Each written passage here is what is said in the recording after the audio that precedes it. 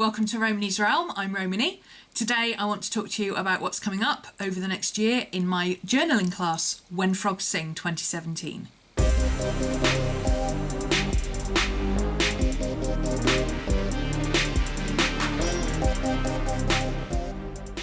I have my coffee. I've got this. Hang on.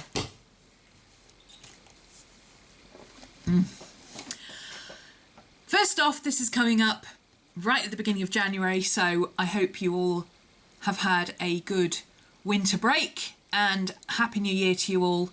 I hope that 2017 is kinder to you than 2016 was. Whether you had a good year or bad year last year, I hope 2017 is better.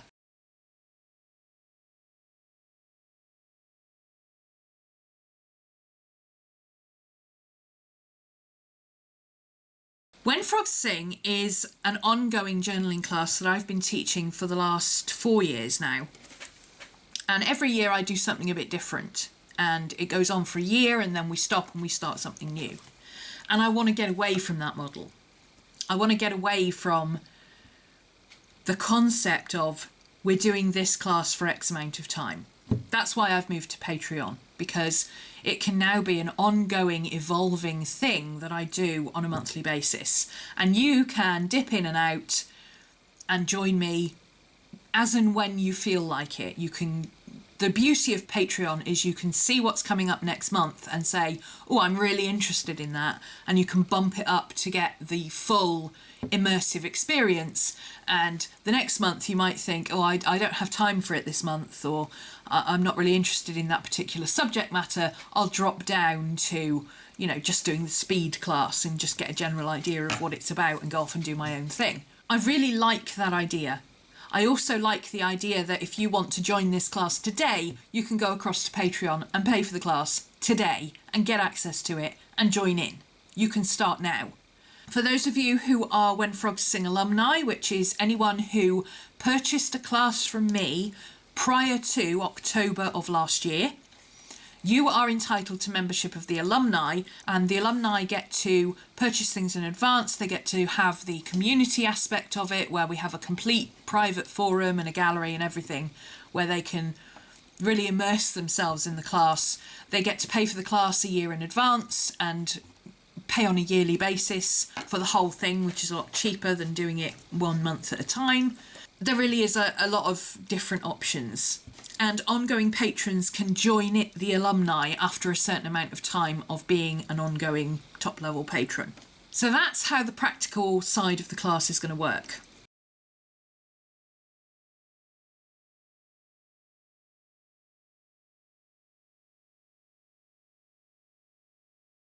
My concept for the class this year is that I want to teach you how to teach yourselves what you want to learn through journaling. This is similar to a class that I did about, when did I do it? 2009, 2010, I think, called Eve to Eve.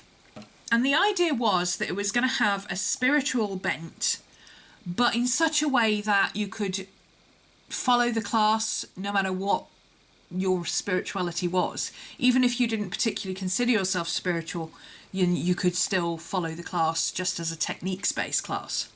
We are all complex human beings. We all believe in something bigger or more powerful or external to us. And it doesn't matter what label you stick on that. You could call it chi, life force, energy, God, the Holy Spirit, physics. It doesn't matter what you call it. It's out there. And you know it's out there. It doesn't matter whether you consider yourself to be a part of that, or something that is affected by that, or something that is driven by that, or something that observes that. You are a very tiny grain of sand on a really, really, really big beach. And it's natural for us to want to know about what is going on with other bits of sand on the beach, and what's going on with that sand dune over there, and that kind of thing. We want to learn about the world around us. We want to learn about ourselves. Something that I've always done is taught myself what I wanted to know, to such an extent that I eventually went off and qualified as a teacher so that I could teach other people what they wanted to know. It's a practice I learned from my parents, where if you want to know something, you go and look it up. You go and find out about it. You read about it. You study it. You ask questions about it. You think about it. You write about it. And you come to a conclusion. That is the approach that many people take to their religious life, their spiritual life, their physical life even. You don't just get up one day and think, hey, I think I'll go and run the London Marathon. You learn how to train. You learn how to run correctly. You learn what the right stuff to fuel your body is. You learn what the comfiest fabrics are for different weather conditions. And you train every day. You make a ritual out of it. You know, whether you call it running or meditating or prayer or yoga, you know, reading, colouring, art. That's my meditative practice. I don't meditate by lying in a room listening to a voice telling me to imagine a tree. I meditate by journaling. When I'm journaling, the rest of the world just falls away and there's just me and this. And the thoughts in my head and the things that I have bubbling up inside of me right now that need to come to the top. And it all goes in here. So, through my interests and what I find interesting, I'm going to teach you how to learn about those things that interest you.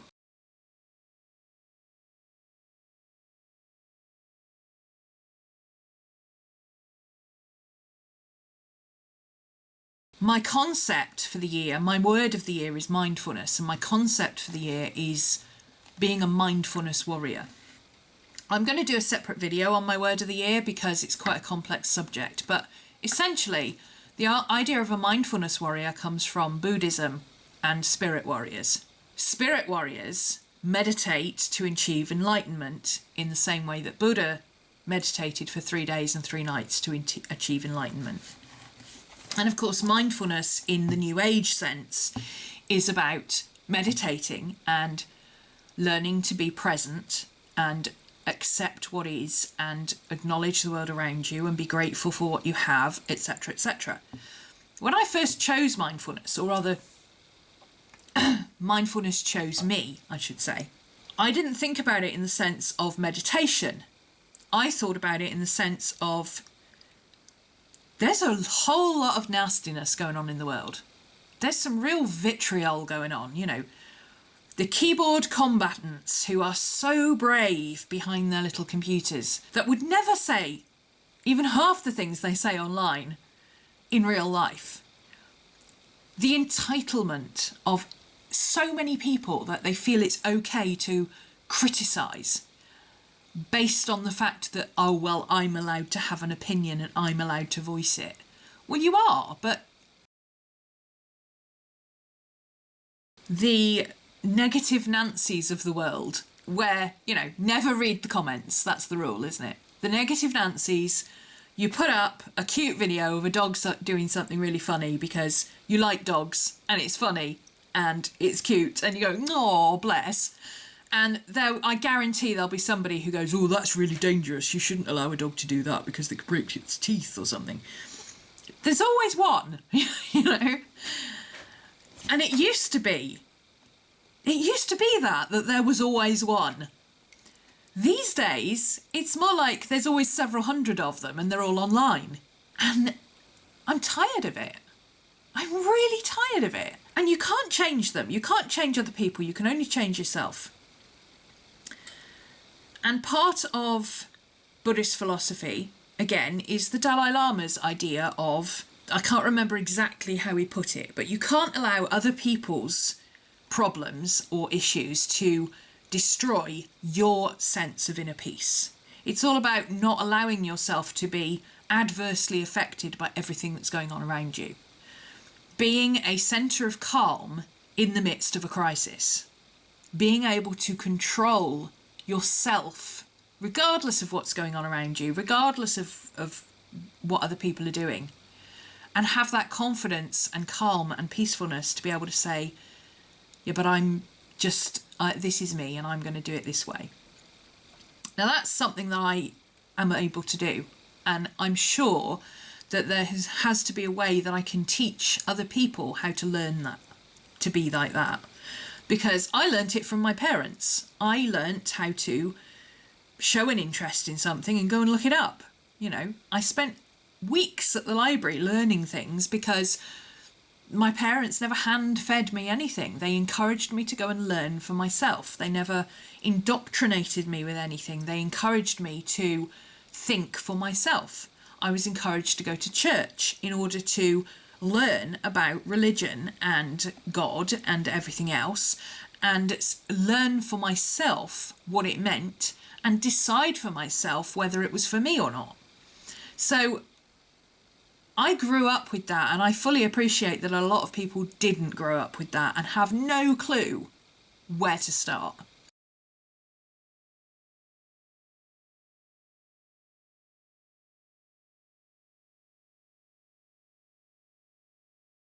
A common question I get asked is, where do I get a book of correspondences? I'm interested in crystals. I'm not a witch, but I'm interested in crystals and channeling the energy and all that kind of stuff, or using them in my prayers or my meditations or whatever. And where do I find that information? Where do I get a book of correspondences? You know, like it's people think of it like a periodic table in chemistry, where it's just, you know, there's this nice neat little grid and it tells you all the information you need and you can go off and work it out for yourself from there. And it's not really like that. It's really not. You have to learn how to work with things. In the same way that, yeah, you've got a Bible and you might believe in the Bible, believe in scripture, follow the word of God. However, you still go to Bible study and read the scriptures and read paragraphs and read the parables and decide what they mean and how they translate. What do they mean to you? What do they mean to Christians as a whole? What do they mean to your group? Do they mean something different to you than they do to somebody who believes something different to you? Nothing is black and white. Science is a bit black and white, but nothing else is black and white. It's all about interpretation. And to a certain extent, science is about interpretation. You know, there are things that not so long ago science said, this is how it is. This is the way that this particular thing works. And then sooner or later someone will come along and go, oh, well, I've discovered a new bit. And that kind of changes it a little bit. So it doesn't quite work like that. There's a new bit to it. For 40 odd years of my life, Pluto was a planet. There were 9 planets in the solar system and Pluto was one of them. And all of a sudden, Pluto's not a planet anymore. There's only 8 planets in the solar system, but there might be 9 because there might be another one outside of Pluto, but we're not sure because we can't decide if it's a planet or not because we don't know enough about it yet. And even once we do know about it, whatever we classify it as today, in 10 years' time, we could change it again and say, well, actually, no, it's not a planet either. So it's confusing, but it's also incredibly interesting because everything is constantly changing.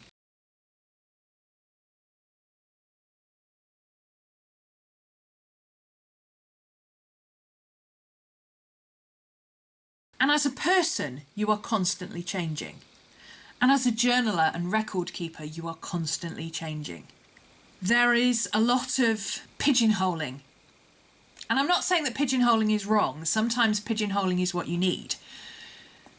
Some people need that sense of, this is where I write stuff and this is where I make art, because that's what works for them. And that's great. That's fine. You can still do that. What I'm saying is that you don't have to. You don't have to feel that because in one class you learnt how to use this particular book to do this particular style of art, that is the only way to do it.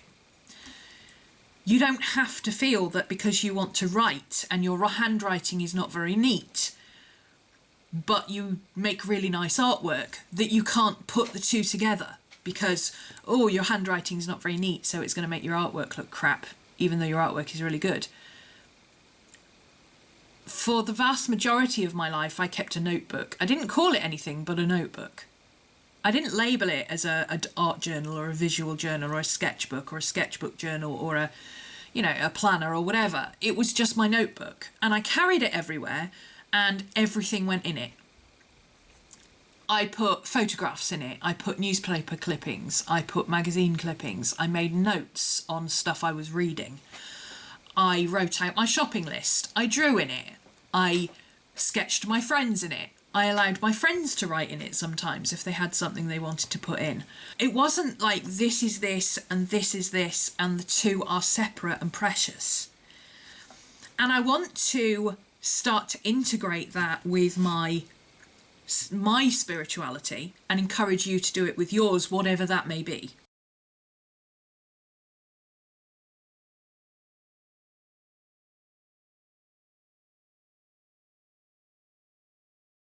I want to get away from this concept of I can't do that in this book, it's got to go in my other book. I want to get away from the idea of, my book of shadows is precious, so I can't write notes in it, or I can't do this, that and the other in it. I can if I want to. And guess what? If I read something interesting that I think needs to go in my book of shadows, I can make notes on it in here too. I can do something in here that maybe should go in my book of shadows. Maybe I want to draw a goddess or something and research the symbols that go with her and make a beautiful picture. What's wrong with then scanning that picture, printing it out, put it in my book of shadows, adding some embellishments and turning it into a beautiful page in my book of shadows as well? Why should I stop myself from doing that because, I've got this book and this book isn't worthy of having that in it? It's got to go in my special book because I'm going to make special art. That's not what I want to do. That's not how I want to live my life. I want everything to be together. I want to be whole and complete, and I want my journal to be the same. I say journal because that's what I've come to call it. I still mean my daily notebook, my commonplace book, my planner, my Hobonichi, whatever it is you want to call it. I want to get away from having 6 different books for 6 months for 6 different purposes. What is wrong with just having this one book for this 1 month with everything in it and going through 6 of these in 6 months, instead of having 6 of these on the go all at the same time for 6 months and having the stress of, I can't put that in there because that's my writing journal. I can't do that in there because in that one I only do nice artwork. I can't do that in there because that's my paste book, There's nothing wrong with doing that, and it works for a lot of people. And if you want to continue doing that, you can still do that and do When Frogs Sing, because the techniques are concentrated on learning about new things and putting them into your journal. So it doesn't matter whether you use 1 book or 15 books. I'm talking about what I want to do this year, and that is embody everything that I've learned from One Book July over the last couple of years and do it. This is what I want. Now that doesn't mean that I'm bound to only use this book either. The freedom of having 1 notebook is also the freedom of having other notebooks that you feel okay to use as and when. So again, like I said, if there's something that I put in here that I think actually that should go in my book of shadows, then I can put it in my book of shadows. If I do some research here and I think, actually that should go in my study notebook, I can then, go through it and take the cliff notes and put it in my study notebook. If I want to make art, but I want to make it bigger than this, there's no reason I can't pick up my big sketchbook and use that today. But the main concept is that predominantly everything goes in here. I'm tired of having notebooks that are too precious or sacred or perfect to put my shopping list in. My life is not perfect. My life is... everything is precious. And again, it's coming back to this idea of mindfulness, both in the sense of what I put out into the world and mindfulness in the sense of meditating and becoming one with what is. What is also important. There's a quote, I can't remember who it's by. I read it the other day and I should have written it down, but it says, "The moon does not consider any one phase to be superior or inferior to any other. The moon just is, and her phases just are." That's what I want. We have good days, we have bad days, we make good art, we make crap art. We write beautifully one day and the next day we can't write for toffee and it looks like a spider crawled across the page. We do things that are perfect, that we know how to do, that we are comfortable with, and we do things that are completely new to us, that we have no idea what we're doing, but we're going to have a go anyway. We learn new things. We write about stuff that we already know, and I don't see why that can't all go into here together. So that's me. I am one booking it this year. That doesn't mean that this is the book that I'm going to use for the whole year. I'm going to follow the bullet journal concept where you just use your book till it's full and then you move on to the next one. How about we fill up some journals? Wouldn't that be fun? Wouldn't that be more interesting than having like 15 books that are all 10 pages in, or, you know, getting halfway through a book and then abandoning it because you want to try something new? Why can't I get halfway through this book and say, you know what, today I want to do Hobonichi style art. Why can't I do that for a week? That's what I've been doing for the last couple of months. I'm going to use the phrase omni journal. If you look up on YouTube omni journal, you'll find Burgess Taylor and another lady whose name I cannot remember. She does a lot of videos. But if you look up omni journal, she comes up because one of her videos is what is an omni journal. And an omni journal is everything. Omni means everything. Everything goes in one book. It makes no sense because what happens is you'll be out somewhere and you'll only have this book with you, and you'll find something that you think, oh, that I could do with reading that and going through my book of shadows with it or whatever, and you don't do it. Why don't you do it? Because you have the wrong book with you. Look, Maddie bum. There's Maddie. Hello, Maddie. Oh, bottle's in the way. Hello, Maddie. There's Maddie. Hello, Maddie. It's hard to explain the concept of this class because it's everything.